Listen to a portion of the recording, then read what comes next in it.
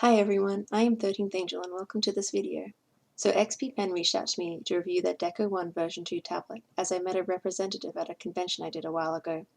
Since I have been meaning to make a YouTube channel to put up speed paints, I decided this was an opportunity to stop making excuses.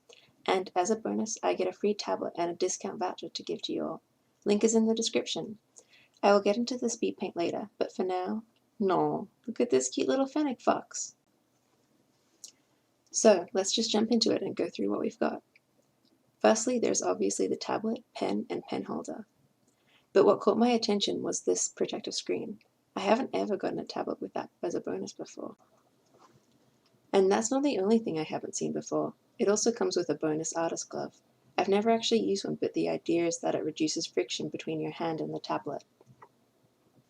You've also got your typical driver download sheet, warranty, and user manual.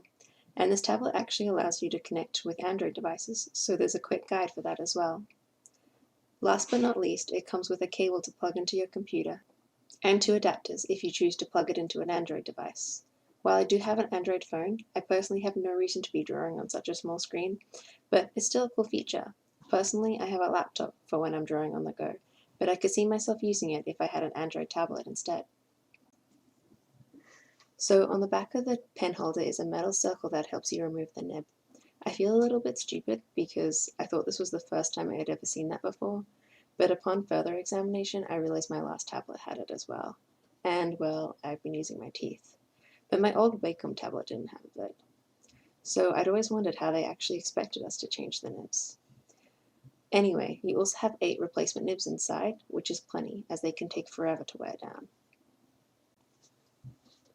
With all that out of the way, it's time to take the plastic off the tablet and see how it performs. Now, just FYI, I don't actually have the entire recording of this drawing. I wanted to have a sketch done first, so I knew what I was doing, but I ended up struggling and not liking it.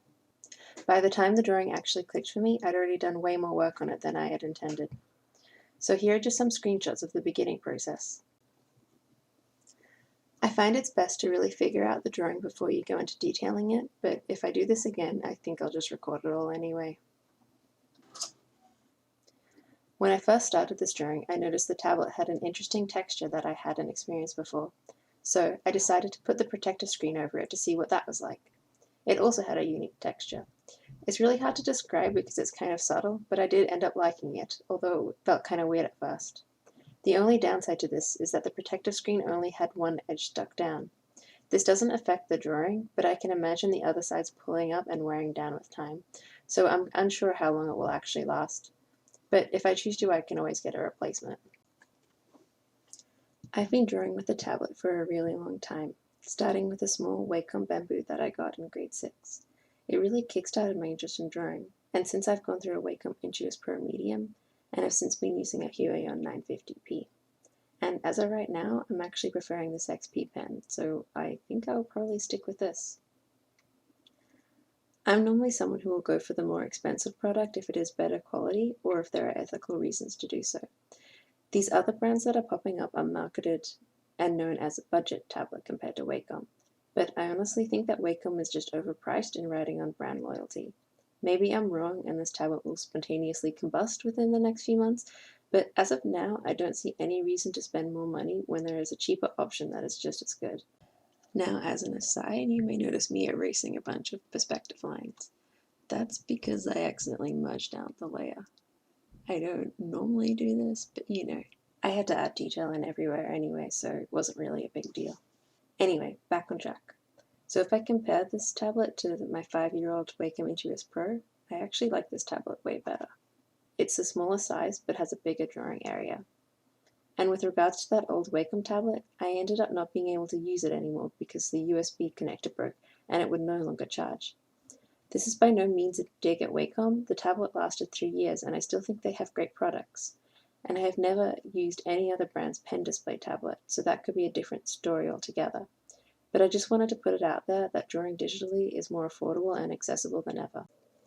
Having said all that, all tablets have issues. I've never ever had a tablet without driver issues or something funny going on at some point.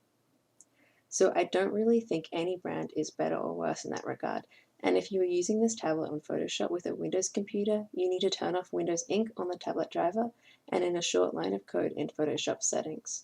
The same goes for Wacom. I have no idea why. It's very strange to me that you can't access this setting through Photoshop's interface. I have a feeling it could be a conspiracy. Okay, maybe not, but still weird. The only other thing that I want to mention is that if you are in the market for your first digital tablet ever and have never drawn digitally, expect a bit of a learning curve. A lot of people do take a little while to get used to the screen-hand disconnect, but in time it won't bother you in the slightest. If you want to avoid that learning curve altogether, you can go for a tablet with an on-screen display, but I can't recommend it because I've personally never used it. Anyway, I realized I haven't talked at all about what I'm drawing.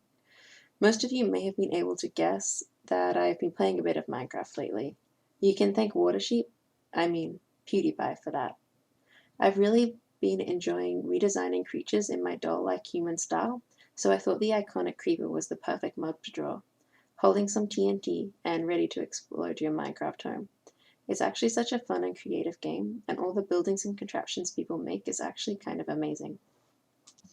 So yeah, I actually like this tablet a fair bit. I have been using it for about a week now with no issues.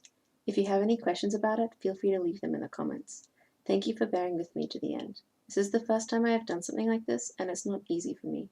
I'm pretty introverted, so most of the time I just want to hide in my cave and not put myself out there at all. But I hope to get a little better. I will definitely be uploading more drawing time-lapses in the future, possibly with my lovely voice or just YouTube-friendly music. So here's the finished piece. Thank you for watching, and I hope you have a great day.